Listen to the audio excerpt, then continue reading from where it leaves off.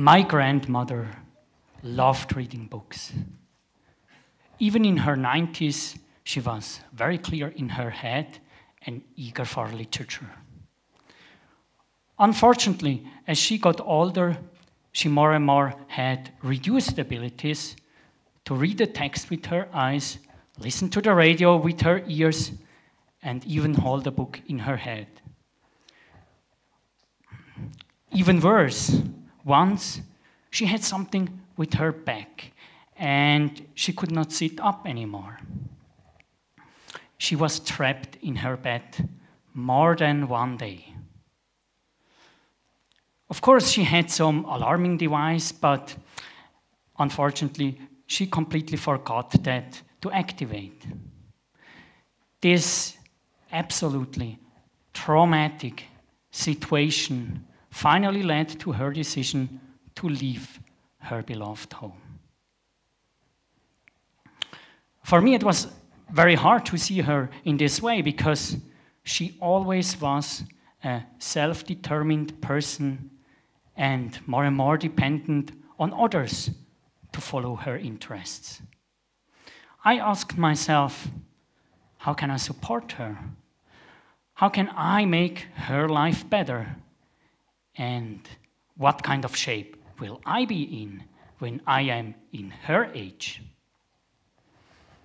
In this time, my interests in artificial intelligence and machine learning started, and the question raised, are there some tools, applications, or even intelligent machines that will support me in the future to stay longer at home as my grandmother did?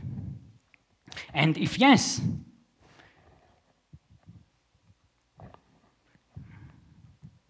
is such a machine a super intelligent, Terminator-like robot that can answer any question and can solve any task you ask for, meaning it is superior to any human being?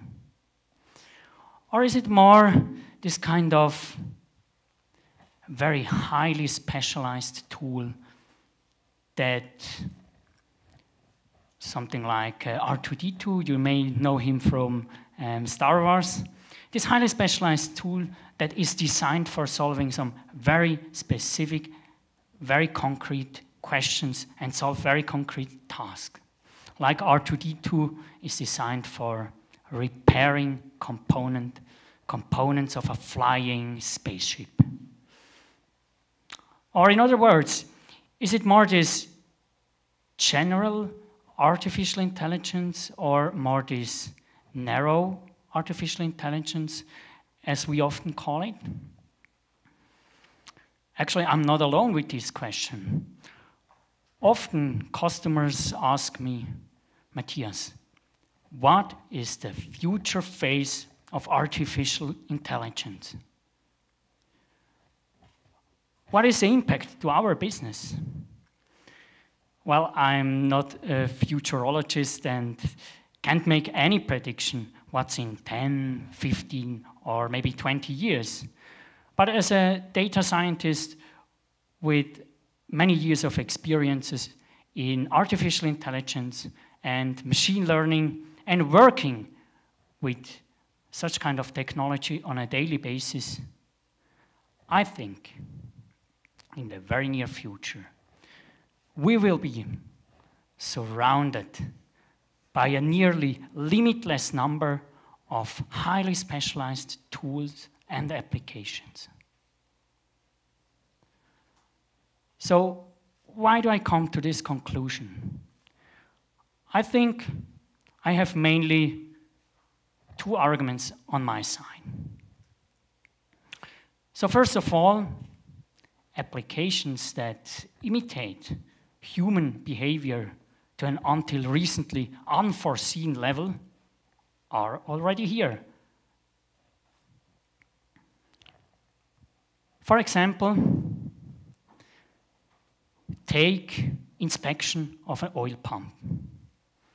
So just download the Sonalyzer app from the App Store, hold it to an oil pump, and based on the sound spectrum of this oil pump, this little R2D2 will tell you immediately what is the status of the pump, and it will make you suggestions about how to optimize the energy profile of this pump.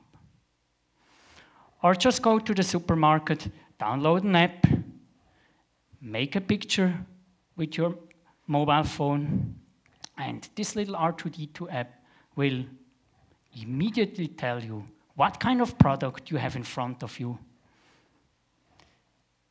what you can cook with it, what is the nutritional value, and as well, you can find other people that also like this kind of product. In the same category fall also all these intelligent personal assistants like Google or Siri. Hey Siri, what's the weather tomorrow in Lucerne? Or, okay Google, please send an email to my wife Francisca. So this kind of list here and examples can be extended as long as one likes. There are machines that park your car, machines that filter spam. There are machines that even play some games, and so forth and so on. But now you say, Matthias, just interconnect all these R2D2s and they will finally become a super intelligent organism. Well, actually, I think it's not that easy because all these R2D2s don't have access to this big world model in our head. And that is my second argument in favor of the R2D2 world. To show you what I mean, I adapted an example by Emmanuel Mogenet from Google. So just pick a random sentence or a question like this one here out of your head. Hey Siri, hey Google, can I catch a train? For our R2D2s, why is it so hard to properly answer a random question like this one here? So to answer a random question like this one here properly, our R2D2s need to understand the deeper meaning behind this question. First of all, you need a concept about what a train is. So why do we catch train? So is train something we toss around and catch like a ball? No, it's something that transports people. And why do we say catching? Why is it catching? You know, for me, every morning there is this mini deadline at the train station in Zurich. I run and then 15 seconds too late and the train is gone.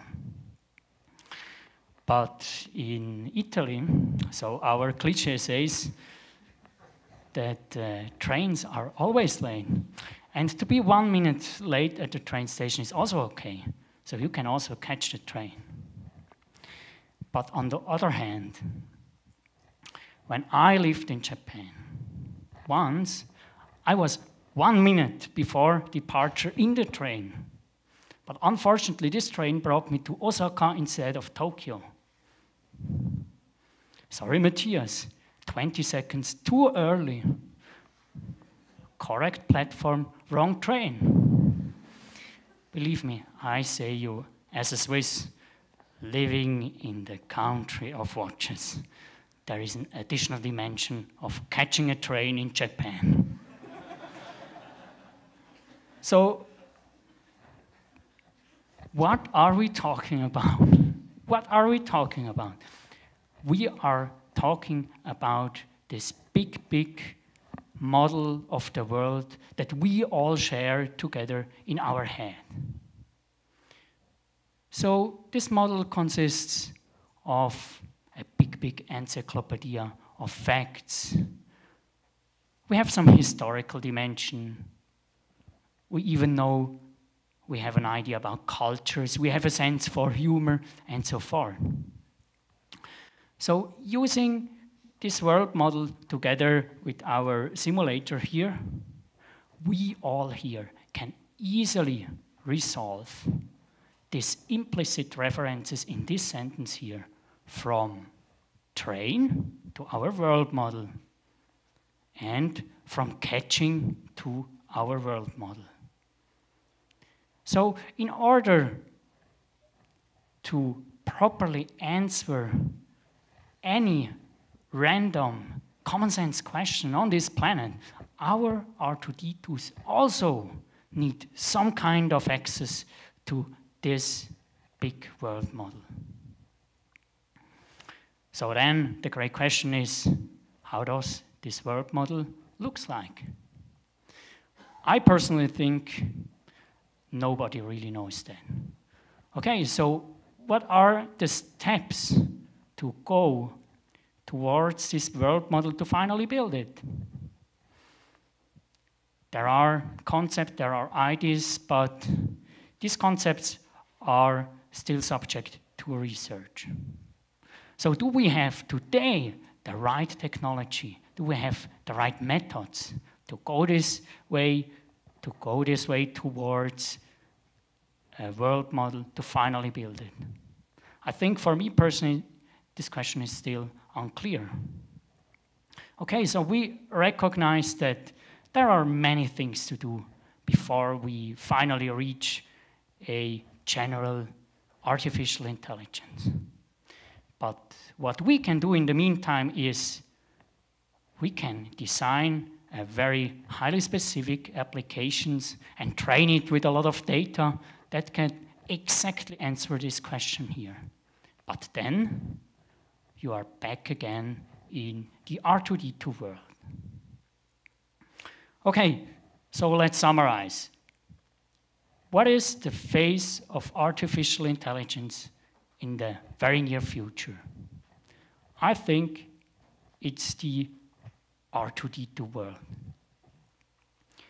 We will be surrounded by a nearly limitless number of highly specialized, intelligent applications. So what is the impact of this world to our society? I think the impact will be huge, as already discussed on this stage here about a year ago.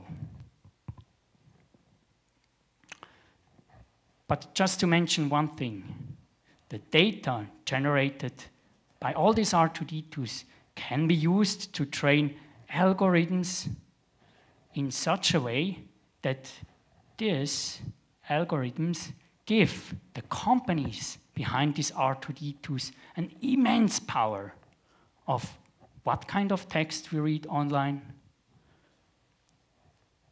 which kind of book we hold in our hand, and which kind of music we listen in the radio, and which kind of rescue service or doctor is called when we are as old as my grandmother was and trapped at home. When our parents are as old as my grandmother was, they will be in a much better shape. There is a high probability for this. It's up to everybody here that they can enjoy their additional lifetime in a self-determined manner, not dominated by some obscure interests behind these R2D2s. It's up to us that we defined the rules in such a way that there is a fair competition. And it's up to us that we will always have a choice.